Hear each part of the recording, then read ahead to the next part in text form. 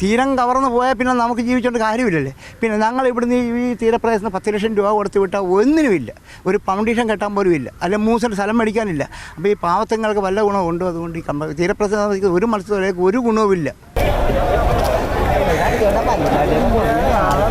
കടലാണ് ഇവരുടെ ജീവിതം.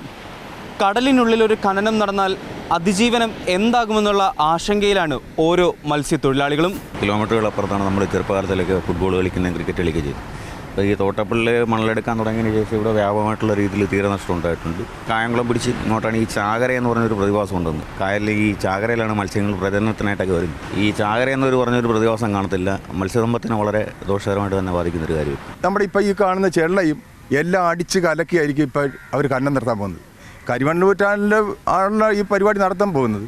ഈ ആലപ്പുഴ കടൽ മുതൽ കൊല്ലം കടൽ വരെ ഒരു ദന്തം കുഞ്ഞ് പോലും ഇനി ജനിക്കാൻ പറ്റത്തില്ല. ഈ ഒരു സംഭവം ഉണ്ടായാൽ കഴിഞ്ഞാൽ ഇവിടെ ജനിക്കത്തില്ല.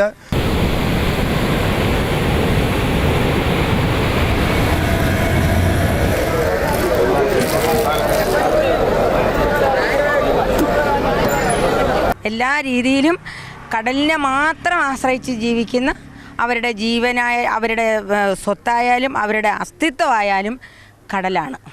ഈ കടൽ ഖനനം ചെയ്ത് അതിൽ ആ ലാഭം പ്രതീക്ഷിക്കുന്ന സർക്കാർ തീർച്ചയായിട്ടും ഈ ജനതയോട് ചെയ്യുന്ന ഏറ്റവും വലിയൊരു ദ്രോഹമായിരിക്കും.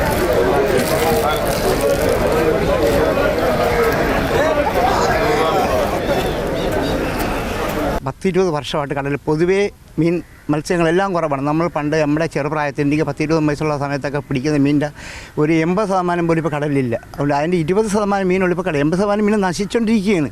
പിന്നെ ഈ ഖനനം കൂടെ നടന്നു കഴിഞ്ഞാൽ അതുപോലും കാണാതാവും. കടലാഴങ്ങളെക്കുറിച്ച് നന്നായി കൃത്യമായി അറിയുന്ന മത്സ്യത്തൊഴിലാളികളും ഈ പ്രദേശവാസികളും ഇവിടെ വിവിധങ്ങളായ സാമൂഹിക സാമുദായിക സംഘടനകൾ അടക്കമുണ്ട്.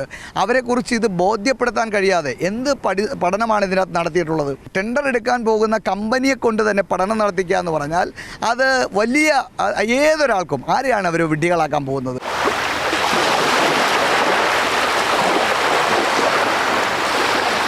നമ്മൾ ഈ കേട്ട ഓരോ വാക്കുകളും ഒരു ജനതയുടെ, അവരുടെ വരും തലമുറയുടെ അതിജീവനം എന്താകുമെന്നുള്ളതിനെക്കുറിച്ചുള്ള ആശങ്കകളാണ്. അവ ദൂരീകരിക്കുക തന്നെ വേണം. അതിനൊപ്പം തന്നെ ഒരു ഖനനം നടക്കുമ്പോൾ എന്തുമാത്രം പാരിസ്ഥിതിക പ്രശ്നങ്ങൾ ഉണ്ടാകാം എന്നുള്ളതിൻ്റെ ശാസ്ത്രീയമായ പഠനം നടത്തേണ്ടതും അനിവാര്യമാണ്. ക്യാമറമാൻ ആൻ്റണി ഗ്രിഗറിക്കൊപ്പം നിതിൻ തോമസ്, മാതൃഭൂമി ന്യൂസ്, ആലപ്പുഴ.